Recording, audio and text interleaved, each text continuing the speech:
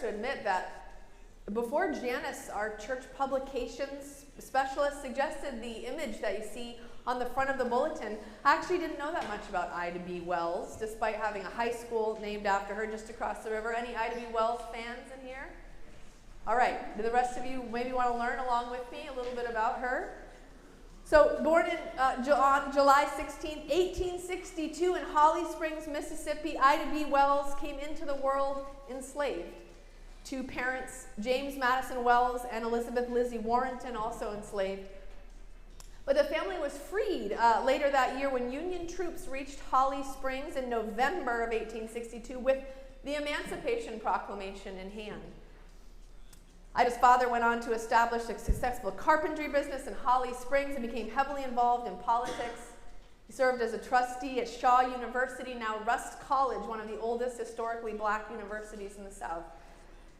So that's the setting of Wells's growing up years. Sadly, her childhood didn't last too long. At age 14, she lost both parents and a brother to yellow fever and was thrust into an adulthood, finding work as a teacher at a black elementary school nearby and supporting her remaining 5 siblings with the help of nearby family, though she eventually moved them to Memphis, Tennessee.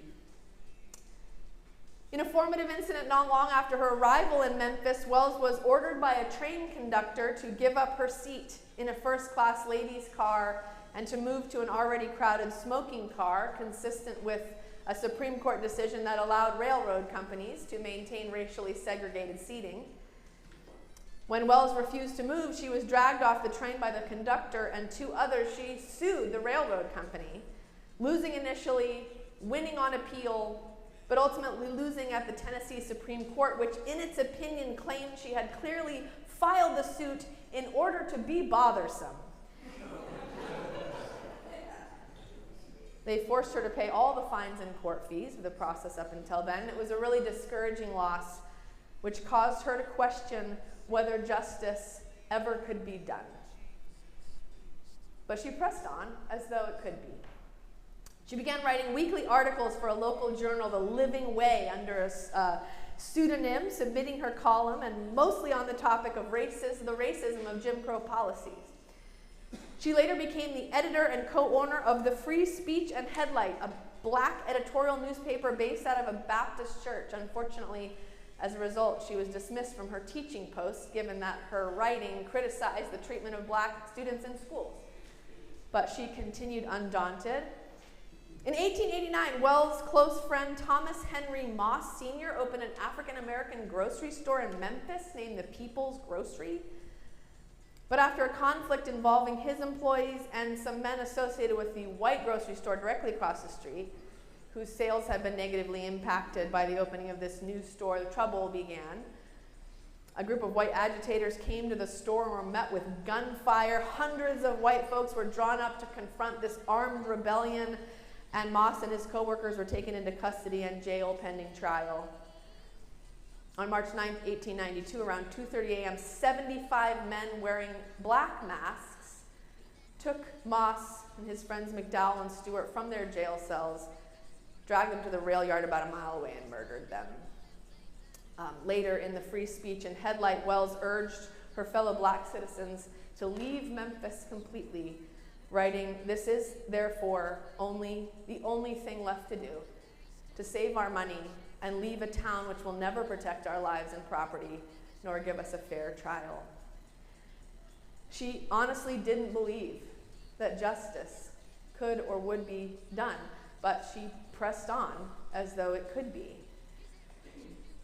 Wells started investigating and documenting lynchings, work which she would continue throughout the rest of the century. At the time, it was the perception of most white Americans that victims of lynchings were generally guilty of crimes. But Wells' extensive research of lynching and her application of a sociological lens exposed this brutal system for what it was, a tool for terrorizing African Americans in the South, especially as they grew to be economic and political competition for their white neighbors. Her work was published in pamphlets such as Southern Horrors and The Red Record, which became influential across the country, especially in the North, where little was known about lynching, and in the United Kingdom, where she traveled to lecture, where there was a strong commitment to ending this practice.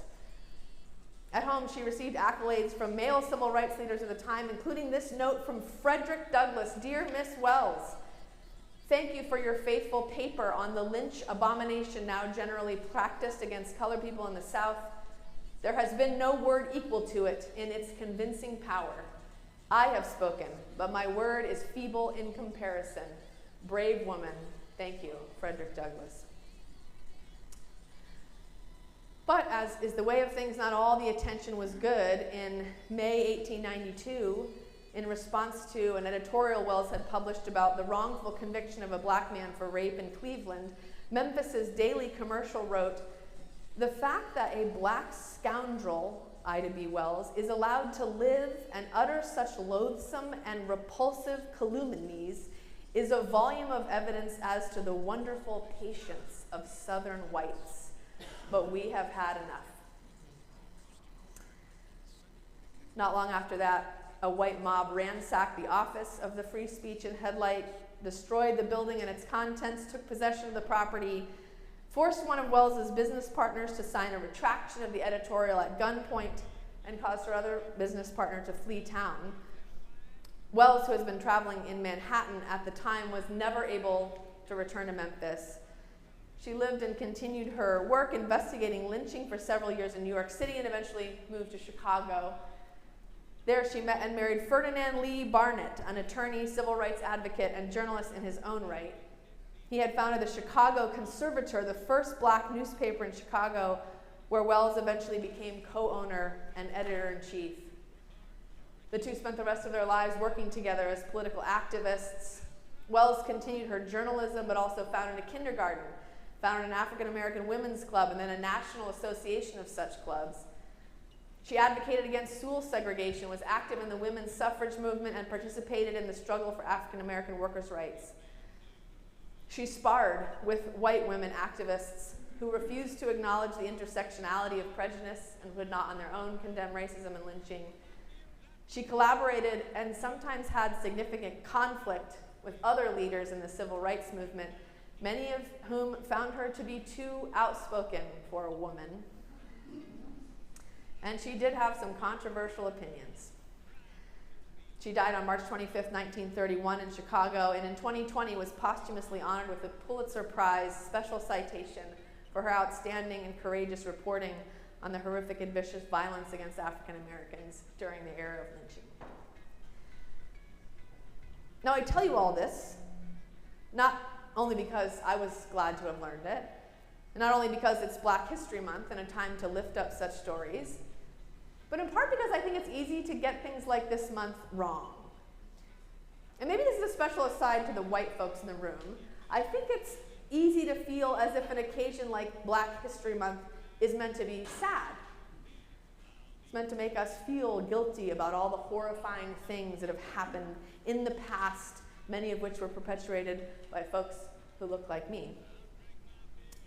And I think it is important to look with honesty about what has passed so we can learn about the forces active in our world and in ourselves and confront them appropriately.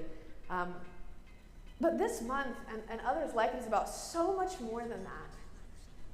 It is an opportunity to celebrate the incredible creativity and resilience and resolve of African American people who lived so long without any assurance that justice would ever be done and yet continued to pursue it. This is a month that's meant us to make us feel proud.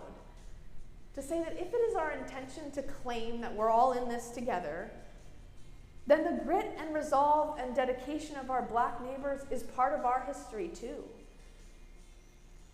And I think we really need that history right now, right? Because I know some of us feel a little bit worried that justice isn't coming. But this history is in us and in our soil and in our story and in our blood, and I think it's important to name that, to lift that up in a way that's not guilty, but celebratory. I think we need that history as citizens, but I also think we need it as Christians. Because there's a great example of faith here, right? In someone who's able to put her trust in something larger that can be seen. Someone who is able to put her trust in something better than is being experienced. right? Faith here is evident in moving forward as though what should be will be. Not based on what we see, but based on the faith that we have. Not based on the powers that exist, but because of the power that is above all things. You know, I see this everywhere. Throughout the Gospels, Jesus seems to indicate that there's something important going on when people are struggling. Like, there's so many parables that seem to connect the kingdom of God with some practice of resilience. And I want to be very precise here. I don't hear Jesus saying that one must struggle or suffer in order to draw close to God. I don't believe that. But I do hear the suggestion that when people struggle, God is particularly present. I think you see this in the Beatitudes, right? These beautiful, familiar, but kind of obscure proclamations. I always have so many questions about this. Like, are these things we're supposed to aspire to? Or is it something that's going to happen in the future? Is it something that's true in heaven but not true here? You know, like, what's going on with this? But when I sit with this particular vision, at least when I sat with it this time and thought about this, and on the other hand had this story about Ida B. Wells, it came to me that a blessing, and maybe in that we read God's presence, comes to those who are called upon to be resilient. Whether they succeed or not, God's presence is with them. Those who mourn loss but have to keep going. Those who suffer poverty and have to try to survive. Those who hunger for righteousness and don't know if they'll ever see it. To these, God is especially present. So if we're looking for reassurance, there it is. And if we're looking for God, we have some good ideas about where to look. With those who are extending mercy. With those who are mourning.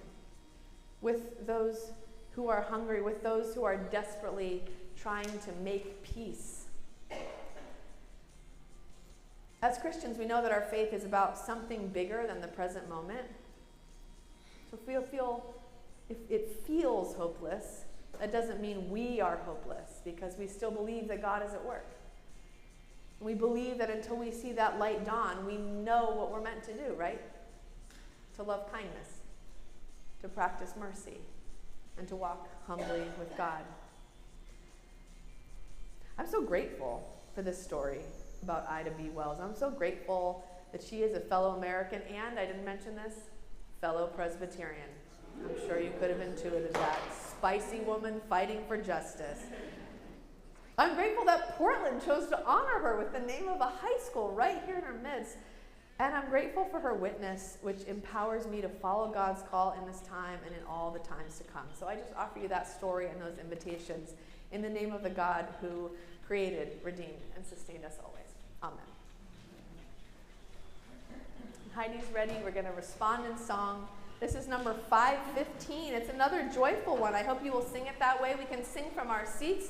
So let's go ahead and sing I Come with Joy.